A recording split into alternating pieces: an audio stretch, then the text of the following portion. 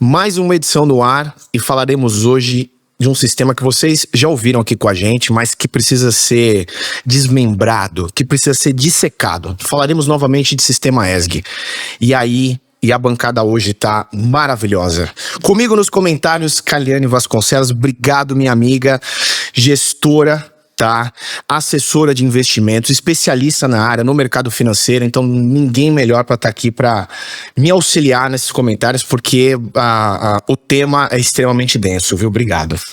É um prazer estar aqui com vocês, e principalmente com ela maravilhosa. E assim, é difícil, quando a gente traz uns convidados de peso, é difícil porque eu preciso de uma cola enorme aqui assim. Michele Derubins Vargas, já o sobrenome assim, né? Formada em jornalismo na Unisantos, falaremos disso, né? Mais um pouquinho depois, quando tiver um pouco mais tranquilo. Pós-graduada em comunicação corporativa, com especialização em política, mercado financeiro e sustentabilidade. Ela já trabalhou na TV Globo, na TV Record, na LG, resultante ESG, na Sul América Seguros, importantíssimo, na ONU, que ela vai explicar melhor, tá? E hoje ela é editora sênior ESG na Approach Comunicação e colunista do site rafaferraz.com.br, que obviamente escreve sobre o universo ESG. Michele, muito obrigado mesmo, viu? Por você ter aceito o nosso convite. Imagina, obrigada a vocês pelo convite, muito feliz de estar aqui hoje. Olha, e Michele, minha contemporânea de faculdade, então estamos aqui, assim, me deixa extremamente mais tranquilo, entendeu? Pra gente conversar, é uma comunicadora nata, então vocês vão ver que assim, a gente vai dissecar esse tema hoje, pode ter certeza, e principalmente para você empresário, para você que tem a curiosidade ainda de tratar sobre esse tema. E aí, a primeira coisa, a gente tem que falar do seu currículo, porque é imensurável, não consegui falar tudo. Olha, como é que sai do jornalismo e cai direto, né, nessa área que eu achava que era um negócio mais do meio empresarial, e aí agora Kaliane também vai me ajudar nisso, é totalmente voltado ao mercado financeiro, me deu um bug aqui a cabeça. Então, foi assim, no jornalismo mesmo, né, você sabe que a gente tem vários caminhos e eu tava um pouco saturada, na verdade, da área e tirei um ano sabático, na verdade. E tem uma amiga que foi até a proprietária que você falou da Resultante, ela abriu a própria empresa. E eu tava aqui nesse ano sabático, morava em São Paulo, voltei pra Santos. E ela precisando de uma ajuda. Ela falou, Mi, você já escreveu sobre tudo. E eu já tinha passado por alguns lugares mesmo. E ela precisava de uma ajuda. Ela falou, me ajuda aqui a escrever. E era uma época que o ESG ele se misturava muito o financeiro com a escrita, né? Tinha uma divisão e eu escrevia, era relatório de sustentabilidade no caso, né? Para escrever um relatório de sustentabilidade. E ela precisava de uma ajuda, que ela tava começando a consultoria dela. E ela falou, me ajuda a escrever. Eu falei, não, imagina, números, né? Jornalista, né? Jornalista tem uma grande aversão a números, né? Financeiro e tal. Bastante. Falei, né? Sabe como que é? E eu falei, não, imagina, números não entro, né? Eu escrevo, já tô morando em Santos, vou vender minha arte na praia, não quero. Ela assim, não, mas olha, você vai escrever 40 páginas por um número X, que era muito alto ali para 2014, né? Final de 2013, 2014, a gente tá falando de 10 anos atrás. E eu falei, quê?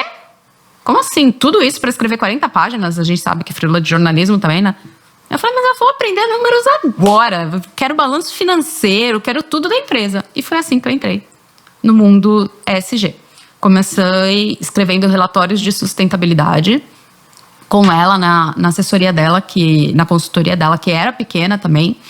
E a gente acabou fazendo uma parceria de muitos anos.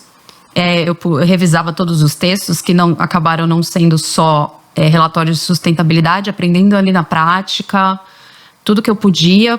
E eles cresceram muito, eles acabaram vendendo, que aí tinha mais um sócio também com ela, venderam, a resultante hoje é KPMG Brasil, eles venderam para KPMG Brasil. Gigante. Que é gigante, ela virou sócia da KPMG Brasil, e eu, graças a Deus, tive a oportunidade de crescer junto também.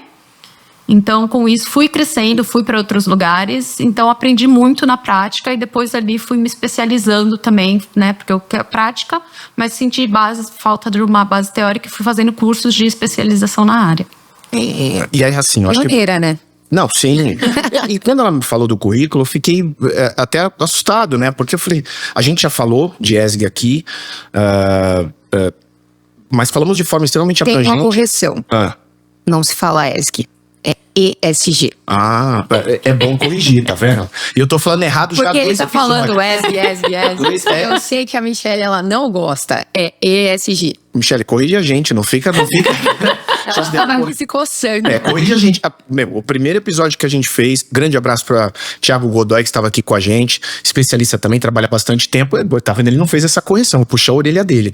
E aí a gente teve também, te falei já, um procurador do trabalho aqui, que nos deu uma aula também da responsabilidade social. Nós estamos recentemente falando não sei se tem a ver, então me corrija se eu estiver errado, a pauta no Congresso falando da escala de 6x1, que é super importante. Tem a questão do trabalho decente, da qual o nosso amigo César Klug também passou isso pra gente. Então, cara, eu acho que isso tá tudo relacionado. Tá tudo relacionado. Ela entra tanto em direitos humanos, quanto social, quanto questão de governança.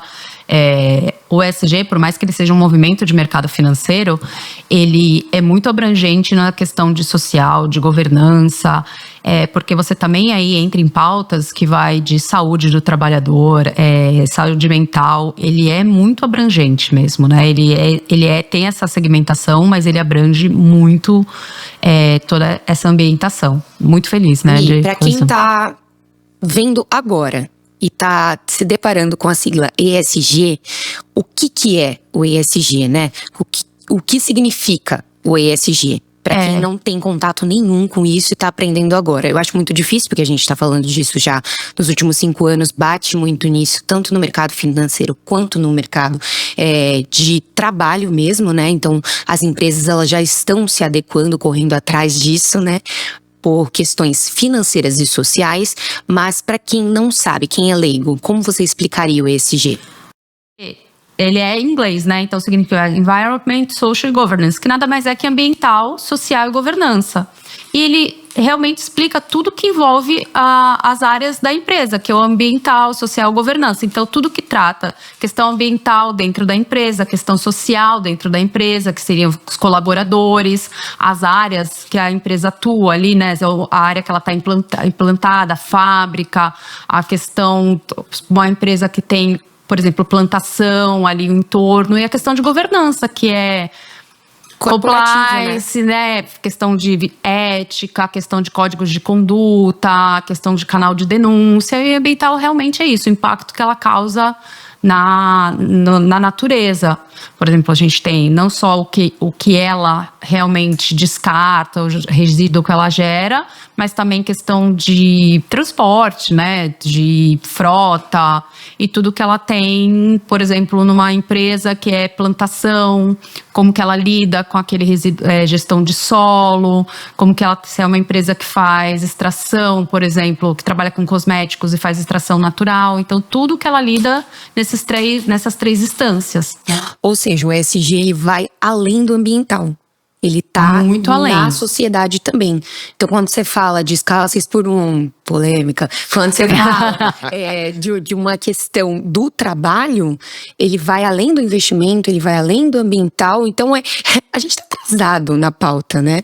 Quando a gente pega outros países e... Principalmente a Europa, quando a gente compara com o mercado europeu, a gente, assim, em comparação... A Europa, a gente está bem atrasado, mas a gente está muito à frente de lugares. E dependendo da empresa que a gente fala no Brasil, a gente está muito à frente de muitos lugares, né? Sim. Então, dependendo da empresa que a gente pega, de como a gente qualifica, dos indicadores que a gente olha, a gente tem empresas que estão muito à frente, tem outras que estão caminhando. Mas o importante é que hoje... Muitas empresas sabem a importância, porque antes falava assim, a gente tem que ter competitividade. Não, se você não tiver o mínimo de ESG, você nem está no mercado, porque é uma pressão muito grande de fora. Porque tem empresa hoje, fundos e muitos que você, da Europa, que você não faz contrato, investidores no geral, que nem fazem mais contratos, se você não for certificado, assim, se você não tiver prática. A empresa não se adequou nem ao mínimo do ESG, os investidores internacionais, eles não descartam totalmente. A empresa pode ser lucrativa, a empresa pode dar retorno efetivo e mostrar isso em balanços, enfim, mas se ela não for adequada, os investidores, eles já sabem que lá na frente vai sofrer com questões governamentais, porque o governo vai pedir uma adequação e isso custa dinheiro, eu vi uma matéria, e aí você pode me corrigir, que pode perder 1/3 da empresa para se adequar depois. 1/3? O custo de não fazer é muito maior que o custo de fazer. Né? O pessoal fala, mas para investir em ESG custa dinheiro. Você tem um custo realmente de se adequar.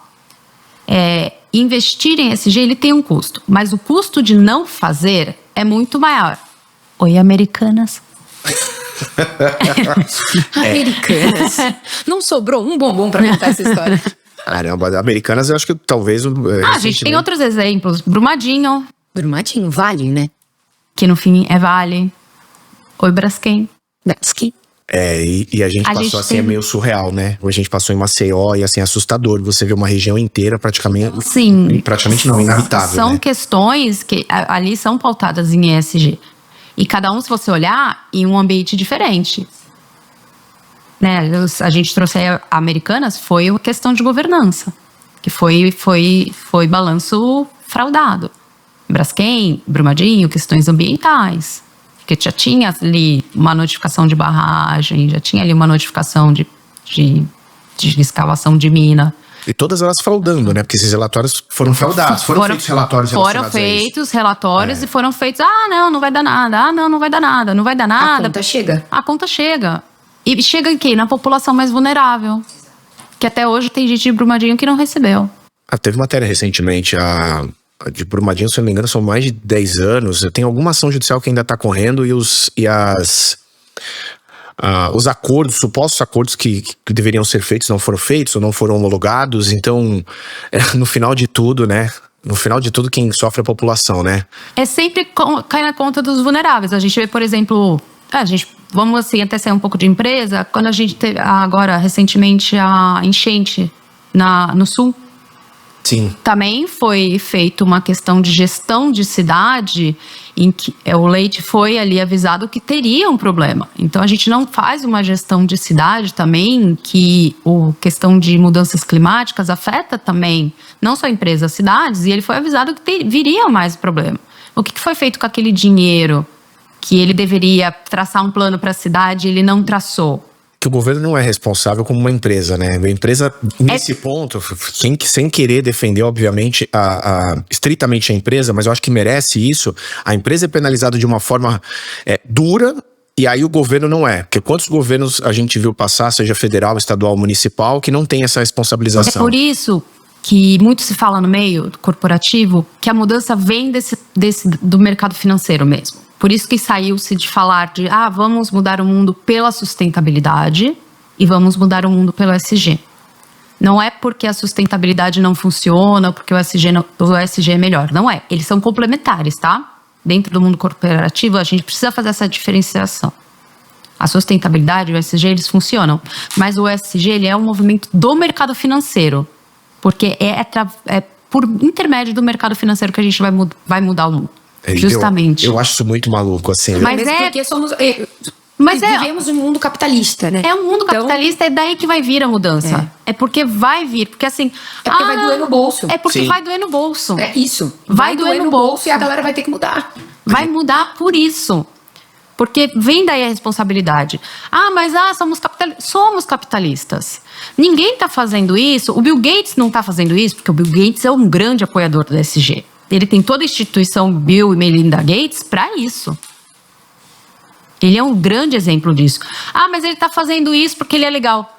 É porque dá dinheiro e porque dá para salvar o mundo ao mesmo tempo. Não é só caminhar junto. Dá para caminhar junto, dá para fazer ao mesmo tempo com impactos positivos. Porque assim, vamos salvar o planeta. Gato, o planeta vai continuar. Quem vai deixar de existir... Quem vai deixar de existir... é a nossa raça. Algumas espécies de plantas também, muitos animais. Sim. Mas o planeta, ele vai ficar. A planeta Terra mostrou aí. Acabou com o dinossauro e ele continuou. Deu jeito de continuar, congelou tudo, veio o meteoro. Vai continuar. O Sol pode queimar tudo. Né? Porque é isso que acontece. Tá sofrendo, né? Quem tá sofrendo somos nós, Quem né? vai se... Óbvio. Os animais, eu faço um curso, eu faço muitos cursos. Mas eu faço... Não, essas são as especializações. Eu faço vários cursos. Eu passei por que foi uma seleção da Fundação Amazônia Sustentável. Eles selecionaram um grupo de pessoas baseado em currículo, junto com a Mitsubishi Foundation Corporation para a América Latina. E tem uma previsão da Fundação Amazônia Sustentável, que é um curso só sobre a questão do impacto das mudanças climáticas na Amazônia e população ribeirinha. E tem uma previsão... Andei a falar sobre isso, porque são previsões catastróficas mesmo, mas são reais. Até 2050, 2,2 bilhões de pessoas, é isso, né? Um quarto da população mundial vai ter uma epidemia de dengue. A gente aqui está preparado para dengue por conta das mudanças climáticas, tá? Caramba. Só que aqui a gente tem dengue pelo Aedes aegypti, né? Sim. Na Europa, não. Eles têm um mosquito chamado tigre. E o tigre, ele também é portador da febre amarela. Então, a questão de epidemia, ele vai para a mesma quantidade de pessoas. A gente vai ter um pulo muito grande de dengue que os europeus não estão preparados para. A gente tem vacina, eles não. Recentemente nós tivemos, né? A vacina. Eles não. Só que o mesmo portador do mosquito da dengue lá é o mesmo portador de febre amarela. Vocês acham que os europeus estão preparados para a febre amarela? Que a gente aqui, sofreu um pouco quando teve a questão de Mariana e Brumadinho? Não, e a América Latina, de modo geral, tem isso, né? Tem. Os europeus, não. A gente tem que tomar para ir para lá. Então, vai ter isso. E outra coisa, eu estava lendo um livro na pandemia, se chama... Até esqueci o nome, Agropecuária e Pandemia, que ele correlaciona desde os anos 70 a questão do cultivo de galinhas e tal, o modo norte-americano de cultivar galinha, com as aves selvagens. Por conta da mudança climática a mistura disso, de migração de aves, né, que a gente existe, a migração de aves que faz do tipo de cultura, que é tudo enfurnadinho, né, a gente sabe, esse tipo de agropecuária, com a migração de aves, como a mutação de genes se dá, e o tipo de cepas que se contaminaram com isso, como surgiu desde então as gripes aviárias. Meu Deus. E como se deu então a explosão do coronavírus. Esse livro saiu... Por conta da criação dos animais dessa forma? Enclausurados. Enclausurados. E como as mudanças climáticas também... Por conta do aquecimento, muda a época de migração das aves e a contaminação que vai se dando. É um livro muito bacana. Ele é muito técnico. O livro não é bacana nesse sentido, porque ele é técnico, ele é meio chatinho. Mas a explicação que vai se dando desde os anos 70. Então a gente vê assim, nossa, tá tudo explodindo agora, né? A conta chega. A conta chega. A conta chega. A gente teve um curso recente, num dos nossos parceiros, que é o Merlot Vinho e Bossa, e uma especialista em vinhos naturais, né? E aí, eu achando que a gente tava falando só de vinho, né? E a Alice Cereja, inclusive, né? Foi ela que deu o curso. Que excepcional, eu ali, achando que a gente ia tratar de vinho, ela começou a falar do plantio, da terra, da questão dos orgânicos, que não é de modo geral orgânico, nem tudo que é orgânico é bom. Aí começa a dar um bug na cabeça. Eu falo, peraí, eu vou no mercado, dou prioridade pro orgânico. Falando, nem sempre. Não é porque você tá consumindo algo orgânico que não necessariamente ele foi bem produzido, ou que ele tá numa cadeia de produção que ele é sustentável. Eu não tô entendendo mais nada. Aí ela falou assim, não, mas é isso mesmo. Então você tem uma série de frentes relacionadas à sustentabilidade, e aí você tá falando da terra, você tá falando de comida, que assim, é o principal, né, pra questão de saúde e tudo mais, que tem muita coisa envolvida, né, o reaproveitamento de materiais, o reaproveitamento dos alimentos. Falei, cara, tem muita coisa envolvida, a questão energética dos alimentos. Eu lembro que quando eu comecei a ouvir sobre isso, eu lembro que eu lendo uma matéria que o Gilberto Gil tem toda uma alimentação voltada para isso, né? Biodinâmica e tudo mais. Falei, nossa, como é que a pessoa consegue, no mundo hoje corporativo como o nosso, e da gente não tendo agenda, a agenda extremamente atribulada, como é que a gente faz para tentar participar disso tudo? Porque eu não fazia ideia do que você tá falando. E isso eu repito, a gente já tratou disso aqui no podcast, esse tema ESG, deixar claro, ESG, ela caiu como uma luva pra gente, e sinceramente, precisamos fazer uns 10 podcasts pra gente destrinchar. E já estamos nem no meio, no começo ainda, mas já te aviso que você vai precisar voltar pra explicar melhor pra gente. Queremos parte 2. Não, a parte 3, 4, é mais um um daqueles, deixar claro que, assim, principalmente para empreendedor, para empresário, que é uma das perguntas já que eu tenho para te fazer, assim, é assustador, de verdade, quando a gente começa a ver isso. É a mesma coisa quando a pessoa fala assim, olha, pode comer azeite, não pode, olha, o azeite faz mal. Você começa a ter uma pilha de tanta informação que você não sabe mais o que você tem que consumir ou como você tem que fazer para que a sua empresa, por exemplo, seja saudável. No âmbito social, de sustentabilidade. Isso é só para o mercado financeiro, é só para empresa grande? Qual o nível de empresa que precisa fazer isso, por exemplo? Olha, você consegue fazer isso em qualquer empresa. Do Urgência, né, que a gente chama o MEI, né, a uma empresa gigante. Porque você tem que sobreviver. Se você vai, principalmente, querer se relacionar com outras empresas, com investidores, você tem que ter um mínimo do ESG. E o mínimo é o quê? Quais são as melhores práticas? Gente, essa informação, quais são as melhores práticas, onde você encontra, elas existem assim, de graça no YouTube, não tem como. E as melhores práticas são essas. O que você tem de melhor prática social? Qual é a melhor prática de governança? Qual é a melhor prática ambiental? Isso é muito, muito básico. O que eu tenho de melhor prática ambiental? Por exemplo, numa empresa... A gente está aqui, né? A melhor prática ambiental não seria eu estar com papel, né? Mas aqui... Desculpa. Não, é plenamente possível. Ela vai usar de rascunho. Isso. Mas eu vou mesmo.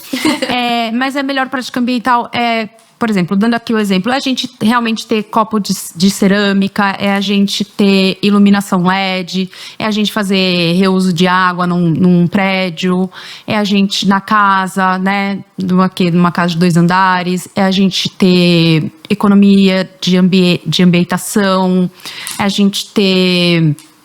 questão, né, se está usando o celular para não usar papel, se a gente tem funcionário, é uma escala decente, 6x1, a gente ter a questão de quais são os direitos dele, o que a gente faz por isso, na questão social, como que qual é o meu entorno, o que eu faço por esse entorno, quais são os benefícios que eu gero para o meu entorno. Dentro da sua comunidade, por exemplo, isso já é trabalhar. Já é trabalhar. Da ESG. Eu acho que é trabalhar o impacto, né? É o impacto, por exemplo. O que eu, como ser humano, eu gero como empresário. O que você faz? Qual é o alcance que o pod tem?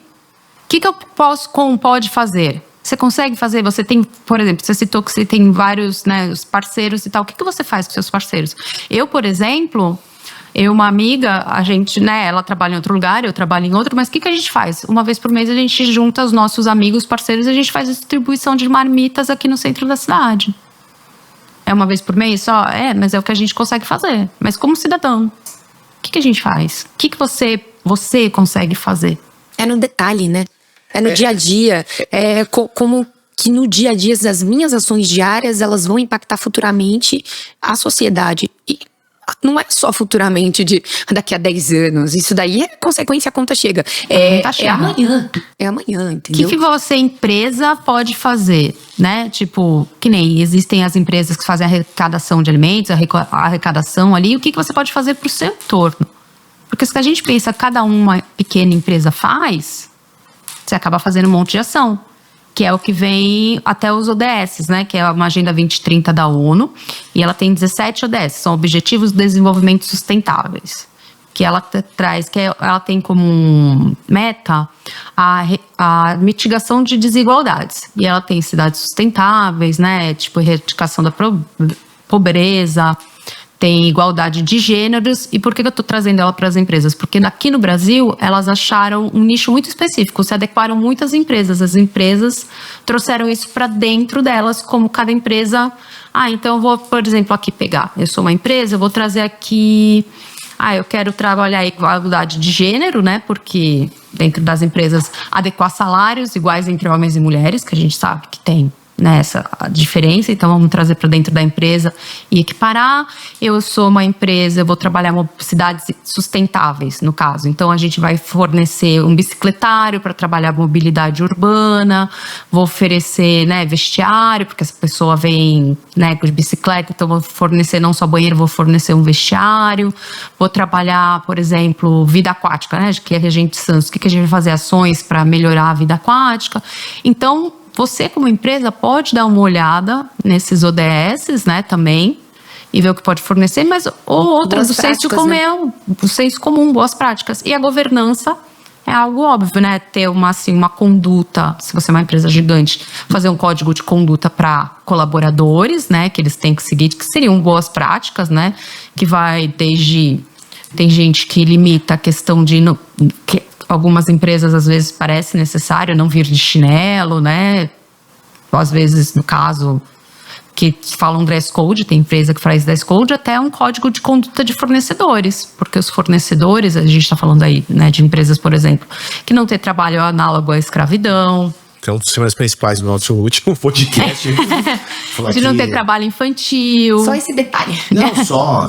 Então tem um código, porque a gente, né, tem muitas empresas, por exemplo, que trabalham na Bahia, Acre, né, no Brasil, né, a gente tem esses trabalhos... Grandes fábricas grandes fábricas, né, estão muito também no interior, agropecuária que a gente tem, né, a gente depende muito, né, do agro, né, aqui no Brasil. Então até coisas pequenas, código, canal de denúncia, porque a gente a gente sabe que tem muito caso ainda em empresa de assédio moral, assédio sexual. E como alguém que sofre isso de fato, se sente seguro para poder reportar. Então, também questão de balanço financeiro. Como é que, se eu vejo alguém cometendo uma fraude, como é que eu posso denunciar com a segurança de não ser demitido? Porque tem isso também, né? Como é que eu me sinto seguro para falar sem perder meu emprego? Porque numa economia que a gente vive hoje, a questão é como eu posso ser ético e garantir que eu vou estar empregado. Nossa, isso é super complicado e por isso que às vezes a temática de estabilidade, por exemplo, do emprego, seja no serviço público ou privado, ele vem à tona na hora que a gente começa a conversar sobre isso. É um dilema pessoal. É bem, assim, tem muito debate. Pra mim parece simples, né? Não o que eu falo parece, que você não é. fazer o descarte correto, ou você fechar a torneira. Eu já tive nesse papel. Você fechar a torneira no momento certo. As mães antigas, e pra quem teve uma situação mais humilde, você tem temas que são estritos a nós, né?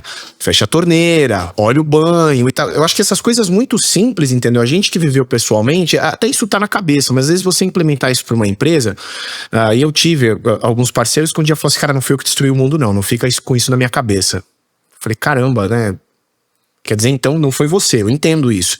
Mas você não pode fazer um esforço para que melhore. Então, é uma temática que, às vezes, principalmente nos últimos anos, no qual a gente renegou a ciência, né? No qual a gente renegou diversos temas que são super importantes exatamente para essa prática da ESG. Não vou nem falar de terra plana, nada do tipo, né? Mas é isso. As teorias. Porque quando a gente começa com umas discussões, e de novo vou ter que citar Cezinha, parceiro nosso, que ele falou assim, cara, quando você entra num debate, César Klug falou isso pra gente aqui, foi quando você entra num debate sem paixões e mostrar tecnicamente, eu acho que a gente consegue avançar, a gente consegue conversar.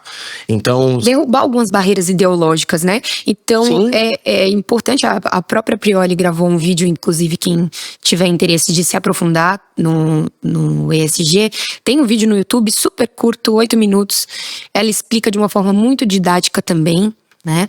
E o que ela fala, derruba a barreira ideológica, não é uma questão ideológica. ESG não é ideologia.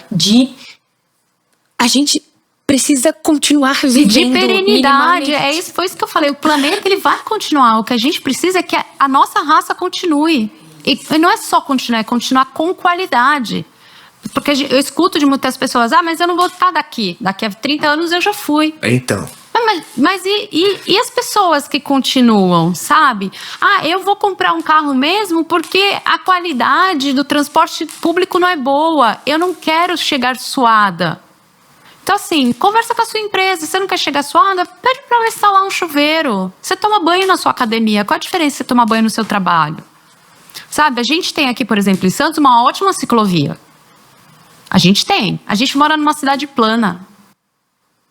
O tanto de carro nessa cidade não se explica. Eu não vou nem começar a falar da obra do VLT.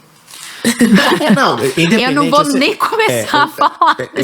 Eu tenho certeza que você tem muitas críticas e a gente pode tratar desse assunto. E uma coisa que é super interessante, quando você falou parte política e quando a gente estava debatendo fora, obviamente, do microfone, você ainda indagou isso. Eu falei assim, tá, e vamos falar da nossa cidade, mas podemos levar para outros municípios. Quais foram os políticos, os candidatos que trataram desse tema? Quando ela veio isso, eu falei, é verdade, eu não percebi. Aqui em Santos teve uma só. Que foi, aliás, que teve meu voto. E ela tratou, uma candidata que acabou tratando... Assim, tratando assim, no sentido de trazer isso para a propaganda política dela. Porque assim, as cidades litorâneas são as que primeiro vão desaparecer por conta do nível da água, por conta das tempestades, elevação de temperatura marítima, que é o que primeiro traz mudança climática. As cidades litorâneas são as primeiras que vão desaparecer. E eu tive a oportunidade depois de num momento nem tão legal assim, conversar com alguém da campanha do prefeito eleito. Ele assim, não, mas você não... Eu falei, eu procurei. Que legal. Dos principais deputados, candidatos aqui em Santos, o programa, não achei o programa pra candidatura. Não achei nem o programa deles. Quais são as propostas deles, não né? Não tinha nem um tema não achei nem, não achei. Procurei em site, não achei. Político. Tipo, cadê o programa deles pra eu ver, né? Porque eu já sabia que a candidata que punha aí na TV sobre mudança climática não ia ganhar. Então tá bom, porque assim... Por especialização em política, pela minha especialização em política, eu já nem olho por ideologia, assim, eu quero saber de mudança climática. É isso que eu tô olhando. Eu quero saber de mudança climática. Porque eu, como cidadã, a minha questão quem é que vai mudar essa questão? É essa a questão. Eu não olho para partido, porque para mim política é tudo igual. Chegou lá no poder, eles vão de acordo com os seus interesses. Com seus interesses. Essa é minha opinião, tá, gente? Não é... Não, e faz sentido. Eu vou repetir aqui uma frase que a gente vem falando, a gente vem conversando. Nós temos ideologias diferentes aqui dentro da empresa e a gente sempre fala isso. Tira a paixão e a ideologia e coloca na mesa os dados, os números. E toda vez que eu venho conversar com alguém de algum assunto, por exemplo, jurídico, eu falo, não, mas você... Eu falei, não, eu tô te falando o que aconteceu no processo. Eu tô falando pra você o que aconteceu dentro deste procedimento. Ainda assim, por muitas vezes o debate não avança por conta disso. Então é muito difícil a gente tirar as nossas crenças, a ideologia da cabeça. E isso é fantástico. Toda vez que alguém vai falar de política comigo nesse sentido, na época de eleição, eu falo assim, esquece qualquer coisa. O que você, cara, eu sou empresário, ou eu trabalho com surf, então olha realmente para um vereador, para um deputado, alguém que de repente está trabalhando na parte de esporte, não tem problema. Pense em você, só que de repente você vota nesse cara que vai também pensar em mim. Eu não sou do surf, não sou dessa temática que é a sua, mas pense nesse lado, de repente era da saúde, era de esporte, então acho que falta a gente tirar a paixão, tirar a ideologia para poder conversar e colocar os números. Sei, e aí eu queria perguntar para as duas uma coisa que tá me incomodando. Me incomodando não, mas assim, é porque eu tô, digamos assim, tão assustado positivamente, e digo positivamente porque começa a abrir a cabeça. A questão de você entender que tem uma relação com o mercado financeiro, né? E aí eu brinco assustado porque você fala assim, cara, eu achei que era alguma coisa de sustentabilidade, a gente ia falar de biodiversidade, eu penso naquela imagem de uma biodiversidade também está ligada ao mercado financeiro. Sim, então, aí eu falo assim, eu penso na imagem daquela senhorinha, né, arando a terra, né, daquele pequeno produtor em Minas Gerais, no interior de Minas. E aí vem falar assim, então, tem tudo a ver também, mas surgiu do mercado financeiro, quem manda é o mercado financeiro, né? Vamos colocar em palavras retas aqui. Mas quem é que fiscaliza isso? Quais são os índices? Porque tem que ter algum índice para atingir, para fiscalizar, ou para que dê um norte pra gente. Como é que funciona isso dentro do mercado ligado a ESG? Aqui no Brasil tem o ISE, que é o Índice de Sustentabilidade Empresarial, né, que ele anda paralelo ao Ibovespa, que é o índice oficial, né, do Brasil. E o ISE ele foi criado justamente para medir as empresas com as práticas sustentáveis. Né? Então, não é toda empresa que está lá. Enquanto o Ibovespa acho que está atualmente com 83 empresas, que são as empresas de capital aberto, né, que também não são todas as empresas que estão no Ibovespa, só as que são de capital aberto. O ISE, se eu não me engano, atualmente tem 78 ou 77, porque só entra as que tem... A correlação é boa, tá? A correlação é boa, mas se a gente for pensar que a Petrobras e a Vale estão no Ibovespa, a relação é um pouco desproporcional, né? É isso que eu ia falar. Mas assim, são as maiores do Brasil, né? E muito. Mas assim, só porque só entra de fato no Easy quem tem as melhores práticas. Sim, duvido, né? Porque, pra mim, mas assim, em teoria é isso. Então, esse índice mede e a performance varia. Antigamente, né? Uns 9, 8 anos, quando eu entrei de fato na ONU, né? Quando eu tava na ONU. É importante para você explicar. Quando eu estava na ONU, porque eu trabalhava numa iniciativa da ONU que era o PRI, que é Princípios para os Investimentos Responsáveis. Estava performando muito bem o Easy, né? Porque o mercado é volátil, tá aqui a Carder para dizer, né, que ele é muito volátil. Então, com isso, as empresas de práticas sustentáveis estavam performando melhor que as tradicionais, que é do Ibovespa, né? Por que isso? Quando você tem melhores práticas, né, no gerais, de governança, ambientais, sociais, elas tendem a performar melhor, né? Que é uma coisa assim de lucro. Por quê? Você tem menos passivo trabalhista, você tem menos passivo de fraude, você tem menos passivo... Economiza-se muito. Economiza-se muito. Você tem ali o investimento inicial, que a gente falou isso, porque o custo, existe um custo para você iniciar, fazer todas as transformações, né? Que nem a gente falou aqui de estrutura, que você pode fazer para economizar. Existe um custo inicial, sim. Né, até produtores evitam, mas existe o custo inicial. Mas o custo de não fazer é muito maior. Né? Imagina ali o custo que a gente citou aqui, Braskem, ou imagem reputacional. Como é que você mede como você fica marcado para o investidor lá fora quando acontece isso? A própria Lojas Americanas saiu de R$40, está valendo 50 centavos. 50 centavos a ação? Pensa, você com 1.000 ações de Lojas Americanas...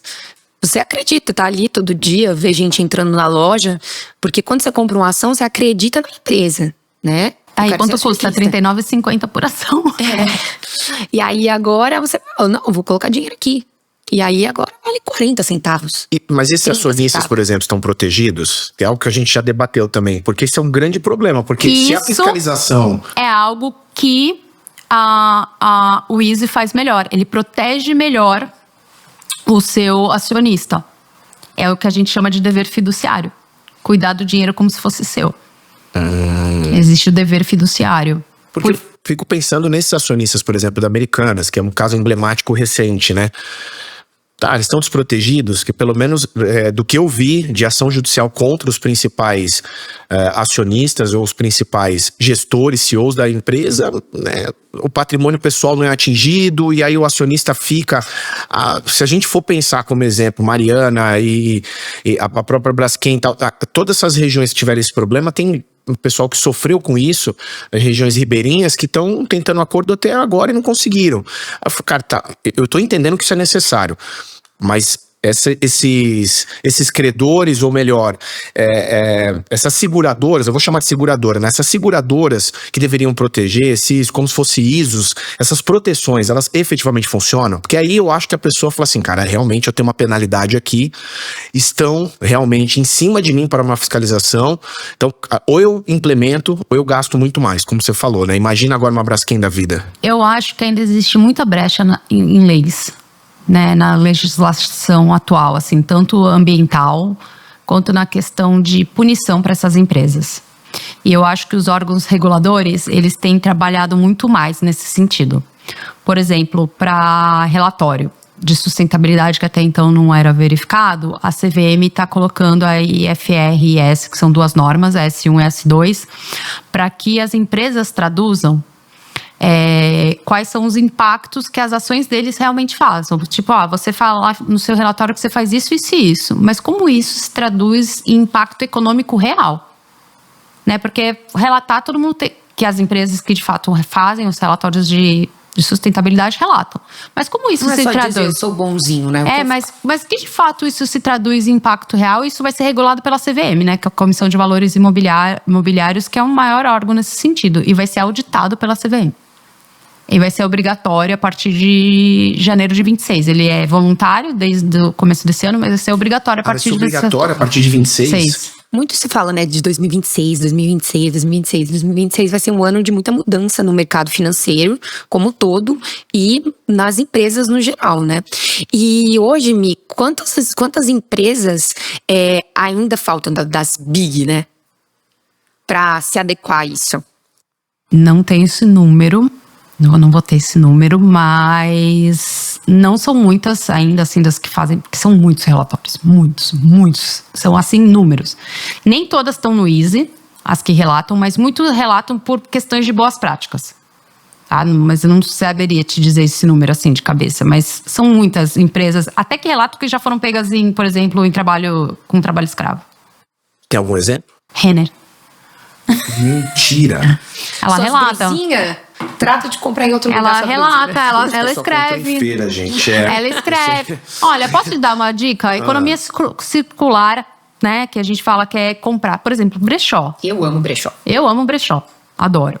É um jeito Eu de sei que você economia. Inclusive, a minha brusinha é de brechó. Economia circular. Não foi de propósito, mas o meu é da feira. De uma feira coletiva, né? Então eu falei Então, assim, não foi economia nem de circular. propósito, mas eu vim, acho que é meio a cara. Até mesmo então, porque, gente, aí, ó, falando de sustentabilidade, Economia a circular, indústria brechó. de roupa, de moda, é Nossa. uma das mais poluentes. Poluentes. Para produzir uma calça jeans, vai muita emissão de carbono. Algodão, a produção de algodão, ela é extremamente poluente. E, gente, eu comprei no... eu comprei no brechó. O Dauno pensando assim, eu vou me vestir de fita crepe. eu vou. Não, Uma múmia. não, eu gosto bastante dessa área, então eu Eu não comprei teria uma grande problema. jaqueta que foi de um homem, esqueci o nome dele agora, mas tá escrito dentro da jaqueta, de 1985. Nossa, que legal. A jaqueta está intacta. Mas, Maravilhosa. assim, tem- Hoje ela é da Cagliani em 2024. Não, assim, o mundo de brechó, e desde que eu comecei a estudar economia circular, é assim, e tem muitos, assim, eles, graças a Deus, popularizou no Brasil, e com peças de qualidade, e que você realmente consegue se vestir sem superfaturar também, e também com o preço que estão as roupas, né, porque o preço que tá tudo. Surto. Não, sim, eu acho que é cultural o que você diz. Eu lembro quando estava a construção do VLT na França Glicério, tá? Aqui da nossa região, numa das avenidas principais, e ficou muito larga. E aí um amigo meu chegou e falou assim, cara, que absurdo, eu não tava entendendo nada, não entendo. Eu falei, mas o que foi? Eu falei, cara, isso na Europa, em Portugal, o VLT como bonde que transporta, não é só um bonde turístico, né, como é na nossa cidade, ele passa no meio dos carros. Entendeu? Você não precisa utilizar uma área tão grande. Então, uma área enorme, como é uma avenida, às vezes que é muito grande, você pode colocar a passagem de carros correta, você pode encurtar para ter a passagem do VLT. O VLT realmente, eu acho que é sustentável, depende do modo como se constrói, obviamente, como a obra é feita. Mas eu lembro muito bem disso, que ele falou, olha, como é que pode na Europa um VLT passar praticamente dentro, assim, às vezes, sabe, grudado com as casas, e agora isso está sendo feito na cidade de Santos, que ele está um pouco mais próximo, e aí você usa um terreno tão grande para isso. Então é isso, a questão da vestimenta é muito cultural, né? É difícil a gente perder isso, né? Somos muito consumistas nesse sentido, né? Eu acho, e aí eu acho que é cultural mesmo aqui do Brasil, que o povo, a gente às vezes tem tão pouco, quando tem um pouco mais, quer mostrar que tem mais. E acho que isso vem da cultura mesmo, né? Vídeo iPhone, né? Esse é um dos mais emblemáticos, porque quando é lançado o telefone, a gente vê parceiros nossos, que a gente sabe a realidade financeira. E eu acho que a nossa cultura é muito norte-americana e não europeia. E que a Europa tem disso, né? Eles compram muito em brechó, eles têm a oportunidade. A minha filha, ela tinha muito isso da cultura norte-americana, e ela teve a oportunidade de fazer um intercâmbio, né, pelo Rotary, e foi pra Europa. E ela já voltou com uma outra, né? Ela agora só quer ir em brechó e tal. Eu falei, nossa, graças a Deus, né? Ela acabou indo pra Europa e não para os Estados Unidos, como ela queria. E foi uma mudança de mentalidade. Eu tenho uma filha de quase 18 anos, então ela veio com uma outra. Ela sempre gostou muito de sustentabilidade, mas essa questão de roupa, assim, né? Mas ela veio, assim, ela até falou, eu descobri uma feira de brechó em São Paulo, aliás, depois passo a dica maravilhosa. Reúne vários brechós. Essa troca de dinheiro, não faz isso, porque e é maravilhoso. O nosso público, viu? E ela agora só fez, mamãe, descobri tal brechó, mamãe descobriu tal brechó e tal, e ela adorou, né? Porque aí ela consegue comprar muito mais roupa, né? Universitária, né? Futura universitária e tal. Que tudo vira um comércio, né? Quando começou esse negócio do enjoei, que tem de site e tudo mais, aí começa a escalonar. Às vezes eu entrava pra olhar, porque eu acho fenomenal, de verdade, o tema. Aí eu entrava e falava assim, mas será que custa isso mesmo? Porque, cara, o negócio tá 3 vezes mais, às vezes, um valor que eu acho, deixar claro de avaliação. Porque foi de fulana de tal, foi de um artista. Cara, isso é uma coisa que a gente bate sempre na tecla, que tem as pessoas muito resistentes à mudança. E isso é uma questão cultural também. A gente é muito resistente à mudança. E aí a gente fala, não, vai destruir a economia. Brechó vai destruir. A gente se adapta. A gente se adapta. A gente se adapta. A gente tem esse poder de adaptação.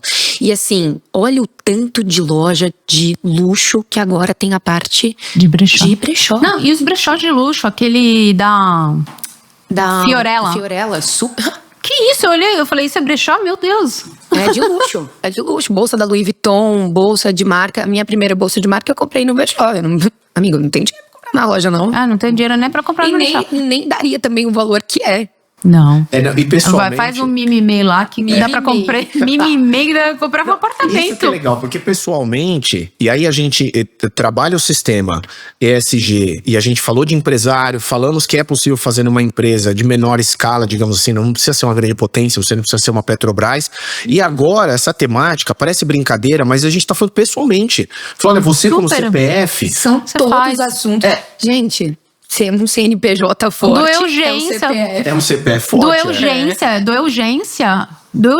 Eu sou um CNPJ, gente. Esse é o futuro, inclusive, tá?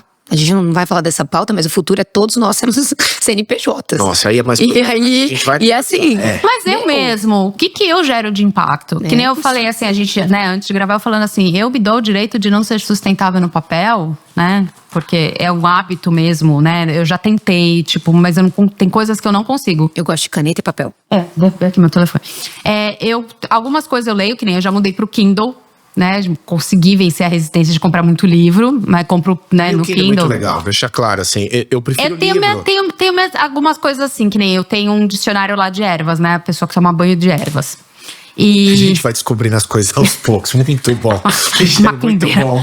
Não, de forma alguma, eu acho excepcional. Mas então, pra eu consultar as ervas e grifar e tal, eu ainda prefiro esse livro, mas que nem a maioria dos livros que eu só vou ler mesmo...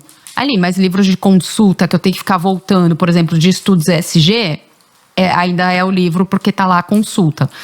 Mas a minha resistência maior ainda é o papel. Tem coisas que eu preciso ter impressa. Mas que nem, eu abri mão do carro, porque que nem onde eu morava na época da faculdade, não tinha como. Era muito difícil eu ficar indo e andando, porque a minha mãe mora num condomínio fechado aqui em Santos, então eu tinha que ficar indo, andando. Agora eu moro no meio da cidade, né? Moro ali no Canal 3. Não, fui morar com a minha filha e falei, não, vende o carro. Aqui, falei, tu só tem 9 anos, tu vai aprender a andar a pé, que é isso. Aí dá pra fazer tudo, né? Não, precisava com ela menor, agora pegava um Uber ali, alguma coisa, ônibus e tal, e bicicleta. Hoje ela tá com 18, ela mesma tem a bicicleta dela, o skate, vai com tudo. Veja como economiza também as ações diárias, então, né? Mas assim, e isso é na empresa. Só transporta pro CNPJ. Mas, de novo, essa cultura norte-americana, a gente tá batendo muito nessa tecla, mas é o que a gente tem. Porque, de carro de luxo, da gente ter grandes apartamentos. Eu fico pensando, fulano quer um apartamento de 300 metros quadrados. Gente. Legal, você vai morar, quantos filhos você tem? Não tem. Pode retrofit, querido. Sim, não. Retrofit. Utilizar algo que já existe e renová-lo, porque ele não deixou de ser ruim, ele não deixou de ser bom, né? Ele ainda é útil. É entender a utilidade das coisas. Por que você vai comprar uma coisa nova se você tem uma coisa que já funciona? Ela ainda é útil. Você vai doar?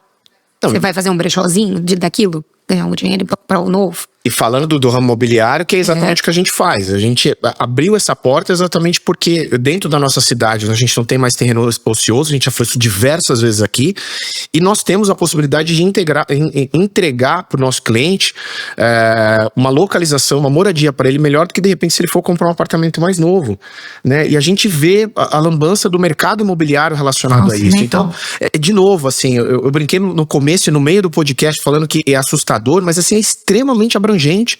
A gente passeou e Caliano fechou com chave de ouro esse pedaço aqui da conversa, que nós não acabamos ainda. A questão de trabalho relacionado ao retrofit, que é o nosso carro-chefe aqui. Nós estamos falando de um CPF que, desde você, de repente, passar a utilizar mais uma bicicleta, você andar mais, você pensar em umas roupas de brechó, ou dentro da sua comunidade. Eu sou apaixonado há muito tempo por essas feiras coletivas, né? Então, sabe, as pessoas têm produtos muito bons. Às vezes você não precisa ir nas grandes redes para adquirir. Você não tem mais aquela problemática de encontrar produtos orgânicos, porque era muito complicado. Você tinha que ir numa feirinha muito longe, disperso. Aqui na nossa cidade, por exemplo, aonde era a antiga estação de trem, que é uma estação cultural, entra na costa, Francisco Glicério, para quem conhece aqui, você tem uma feira que funciona ali, funciona no Orquidário. Então você tem vários locais, os próprios hipermercados. Então nós estamos falando de alimentação, de vestiário, né? Nós estamos falando da sua própria moradia, você pensar de forma sustentável. Tem, inclusive, olha pra você ver, faculdade 2005. 2005. Entrevista, o jornal Entrevista que a gente fazia. Nós tínhamos um jornal muito bom, não sei como é que está sendo feito agora na universidade, mas nosso último ano de faculdade, nós tínhamos que o jornal Entrevista. Um jornal inteiro, eu fiz uma matéria naquela época de sustentabilidade com um professor da Faculdade de Arquitetura. Ai, que legal. Da FAUS, extinta FAUS, né? Que agora não se chama mais FAUS. E ele falava que uma das soluções aqui em Santos, que a gente tem uma peculiaridade aqui em Santos, né? A gente é uma cidade cercada de morros, com prédios altos bem na orla, então o centro é extremamente quente. Sim, isso em 2005. Sim. Então a gente já está em 2024, imagina quão quente não está o centro atualmente. E ele me falou nessa entrevista que uma solução para aplacar o calor era pintar os telhados de branco. Caramba, que negócio tão simples. Tão que simples. Fantástico, E para você ver, eu dei uma palestra pro Rotary Oeste em 2022, 2021, que a minha família faz parte do Rotary. Eles pediram uma solução, que eles estavam procurando uma solução para o Dique Vila Gilda, uma solução barata para ajudar a diminuir o calor. O que eles fizeram? Pintaram de branco. Pintaram os telhados de branco. Porque eu dei essa palestra falando da questão dos carbono, emissão, e eles precisavam de uma solução para ajudar, além das reformas e tal. Eu falei, pois pintem os telhados de branco. E funcionou. E não acredito que tenha funcionado, mas foi uma solução baseada que foi dada em 2005 por um urbanista. Você tem cada ideia. Isso lá em 2005. Então, e existe solução barata. E existem soluções baratas. Existem tijolos feitos de resíduos, que já não precisa do cimento, porque para fazer cimento... Problema da construção civil. É um outro problema da construção civil. Existe tênis da Nike feito com material biodegradável. E que, assim, tem uma resposta para corrida maravilhosa. Tudo bem que o tênis custa uma fortuna, mas o processo para você separar esse material, ele também é custoso. Que nem a gente falou, existe um investimento grande para ser feito. Mas e esses com materiais biodegradáveis retirados do mar. Ou seja, ele traz uma solução também muito grande. Porque às vezes a gente pensa em questão de mudança climática e limpeza só na parte terrestre. Mas a vida marinha, ela é extremamente responsável. Tem lugares inabitáveis já, se a gente falando de Austrália, que não tem por questão de crescimento de alga. Em que espécies marítimas já não crescem por conta dessas algas que são extremamente nocivas. Então, assim, a Nike descobriu uma solução e criou um tênis especial para corrida com uma resposta incrível. Então, assim, existem. Solução existe, né? Solução existe. Espera um pouquinho, segura um pouquinho toda essa informação que você tem. Eu te avisei que a gente não ia falar 30%, nós não falamos nada, a gente quase. abriu com 2 tópicos, ela mandou uma pauta pra gente, assim, eu acho que uns 10 itens, 10 questionamentos, mais ou menos, eu li, maravilhosos, deixar claro, maravilhosos. Mas eu falei, nós não vamos falar 30%, não falamos, acho que a gente não falou 20%. Mas assim, pra abrir o tema, e de novo, de mostrar pro público, pra quem tá vendo, pro empreendedor, pro empresário, que acha que é brincadeira falar de ESG, e você entender que tem uma relação estrita e muito densa relacionada ao mercado financeiro, cara, é de suma importância. E aí a gente vai destrinchar, eu vou falar, a gente vai melhorar isso pra vocês no próximo podcast. Michele já está convidada. Tá? Também, Falei pra aceita. vocês, somos contemporâneos na faculdade, então é um prazer enorme contar com a Michele, que faz muito tempo que a gente não se via. E aí, quando a Carliane deu essa ideia, por isso que a Carliane tá aqui na bancada e vai voltar, vocês não perceberam o sotaque bonito, porque ela foi segurando o sotaque dela, nordestino. Falei pra ela deixar, claro, a gente vai falar de muita coisa ainda, muita coisa relacionada a ESG, mas essa pauta do mercado financeiro que passou para, seja a responsabilidade social, a questão trabalhista, estamos em alta, né? Para quem tá ouvindo, exatamente agora que a gente tá gravando, ainda tem muito debate da escala 6x1, que é um tema que tá em alta da área trabalhista, então tem muito tema relacionado a isso. Então, Michele, obrigado. Obrigado Imagina, é um mesmo. prazer. Espero que volte, né? Espero que você tenha gostado Bate-papo aqui. gostoso desse. Dura tão pouco. Mas eu falei isso, nossa, 1 hora, sempre eu falei, não, dura assim, é rápido, é um pulo, mas no próximo vamos tentar colocar 1h20, 1h30, tá? Tentar Carliane, marcar gostou? reunião. Eu amei. Então vamos, prepara. Eu escolhi bem a convidada, dá licença. Não, mas não é. Tô dizendo, viu? Prepara a brusinha nova depois aí que você tem, tá? De brechó, bem bonita, vem bem. O que não falta é roupa de brechó. O meu guarda-roupa, metade é brechó. Segura a gente que o próximo, com as duas aqui, faremos um novo, rápido, tá? Acho que aí, meados de janeiro, fevereiro, a gente já faz um outro. Temas novos relacionados a SG e provavelmente teremos muitas novidades. Obrigado mais uma vez, as duas. Obrigado Obrigada. mesmo pela generosidade, pelo carinho, por tudo. Gente, beijo, tchau.